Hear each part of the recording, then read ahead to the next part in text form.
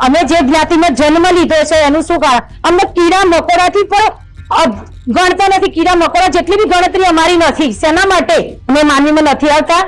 અમને મૂછો નહીં રાખવાની, સારા કપડાં નહીં પહેરવાના, ગાડી ચલાવો તો કે તમારે અમને સાઈડ આપી દેવાની, બરોબર? વરઘોડા કાઢીએ તો વરઘોડાની અંદર સાધનો લાવી દે છે કે ભાઈ આ તમારે આપણે વરઘોડો ચાલુ હોય તો કે ભાઈ તમે સાઈડ આપી દો, તો અમારે વરઘોડો થોડો બંધ કરી દેવાનો. ગામમાં વરઘોડો નહીં લઈ જઈ શકતા અમે, અમને કોઈ ન્યાય નહીં મળ્યો. એટલે છેલ્લે કલેક્ટર સાહેબ શ્રીને અમે આવેદન આપીએ છીએ કે હવે જો તમે 7 દિવસની અંદર ન્યાય નહીં આપો તો અમે આ ગામ છોડી અને હિજરત કરી દઈશું. જાતિવાદનું ઝેર લોકોમાં એટલું બધું ફેલાઈ ગયું છે કે હવે રોજ હર બીજા દિવસે એવા સમાચાર સામે આવે છે કે કોઈ માણસને જાતિના નામ પર અપમાનિત કરવામાં આવે છે, એને કૂવામાંથી પાણી ભરવામાં નથી દેવામાં આવતું, એના સિવાય એના જાતિના નામ પર એને અપશબ્દો બોલવામાં આવે છે. અને એક ગામની હવે વાત કરવી છે જે ગામમાં લોકો કંટાળીને હિજરત કરવાની વાત કરી રહ્યા છે. તમે વિચારો કે આનાથી ભયાનક શું હોઈ શકે કે એક ગામમાં એક સમુદાયને એટલું બધું હેરાન કરવામાં આવે છે અને કથિત રીતના એ સમુદાયનું એવું કહેવું છે કે અમને જે સમાજના લોકો હેરાન કરે છે એનાથી કંટાળીને હવે અમે ગામ છોડીને જવા તૈયાર છીએ.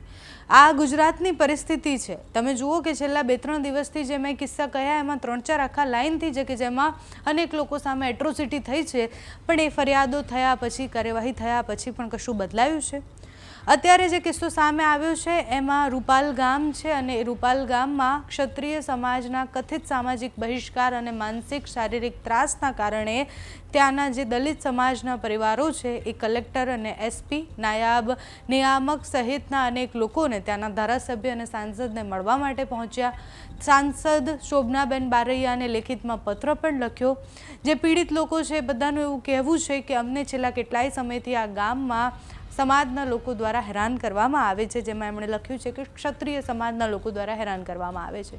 જેમાં પીડિત પરિવારે એવા પણ આક્ષેપ કર્યા છે કે આગામી 7 દિવસમાં યોગ્ય ન્યાય નહીં મળે તો અમે પોતાના માલ સામાન, મહિલા, વૃદ્ધ, બાળકો અને ગામમાંથી સામૂહિક રીતના હિજરત કરી અને કલેક્ટર કચેરીની બહાર અમે ગાંધી ચિંધ્યા માર્ગે આંદોલન કરીશું. જો અમને ન્યાય નહીં મળે તો અમે ગામ છોડીને જતા રહીશું. વાત શું છે તો 15/5/2026 15 તારીખે વહેલી સવારે ગામના દિલીપભાઈ કાંતિભાઈ પરમાર પોતાની ગાડી લઈ અને નીકળ્યા. ત્યારે ગામના સંદીપસિંહ નામના વ્યક્તિએ રસ્તા વચ્ચે પોતાની ગાડી ઊભી રાખી અને પછી જાતિ વિષયક અપશબ્દ બોલ્યા અને પછી વિવાદની શરૂઆત થઈ.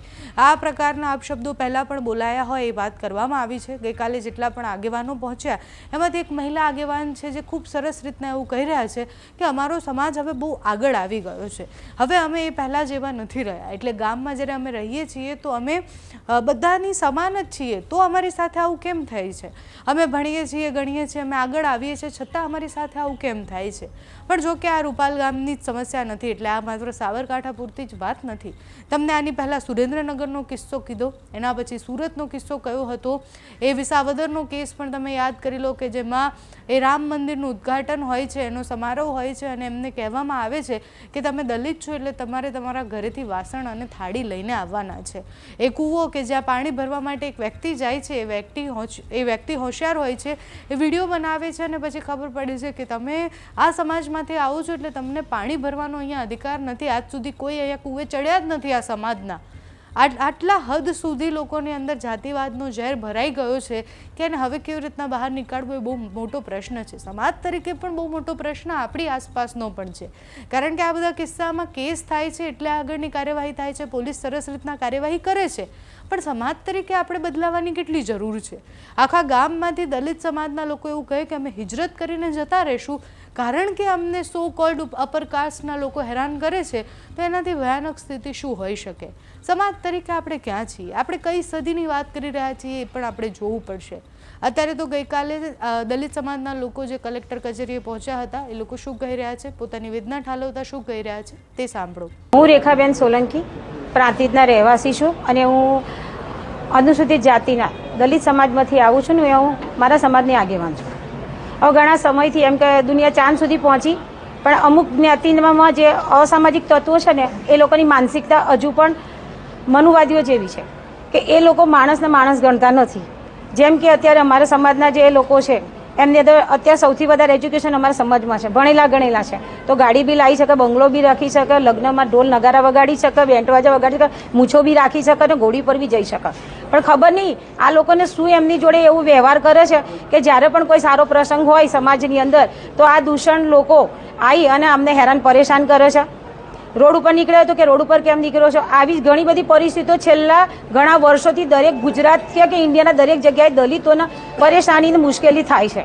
તો એના માટે અમે તંત્રને જાગૃત કરવા આવ્યા છીએ કે અમને મૂછો નહીં રાખવાની, સારા કપડાં નહીં પહેરવાના, ગાડી ચલાવો તો કે તમારે અમને સાઈડ આપી દેવાની, બરોબર. વરઘોડા કાઢીએ તો વરઘોડાની અંદર સાધનો લાવી દે છે કે ભાઈ તમારે આપણે વરઘોડો ચાલવું હોય તો કે ભાઈ તમે સાઈડ આપી દો, તો અમારે વરઘોડો થોડો બંધ કરી દેવાનો, ગામમાં વરઘોડો નહીં લઈ જઈ શકતા અમે, બરાબર. આવી બધી ઘણી બધી પરિસ્થિતિ ગામની અંદર અમને તાલાવ તો ગલ્લા બંધ કરી દે, કોઈ વસ્તુ આપતા નથી, બરાબર. આવી બધી ઘણી બધી સમસ્યાઓ છે, બરાબર. અમને અનુસૂચિત અમારા જાતિ વિષયક શબ્દો બોલે છે, બરાબર.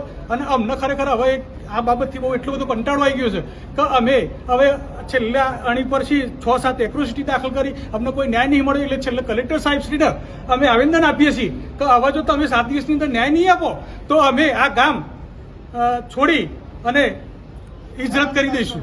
મારું નામ વિષ્ણુ, તલોદ તાલુકાના રૂપાલ ગામનો વતની છું અને છેલ્લા આજે આઝાદી મને 75 વર્ષ થયા. ત્યાં સુધીમાં અમારી દલિતોની પરિસ્થિતિ ક્ષત્રિય જોડે એટલી બધી ભયંકર થઈ ગઈ છે કે અમારે અત્યારે હાલ ગામ છોડવાનો એમ કે છેલ્લી પરિસ્થિતિ આવી, ગામ છોડી દે એવી.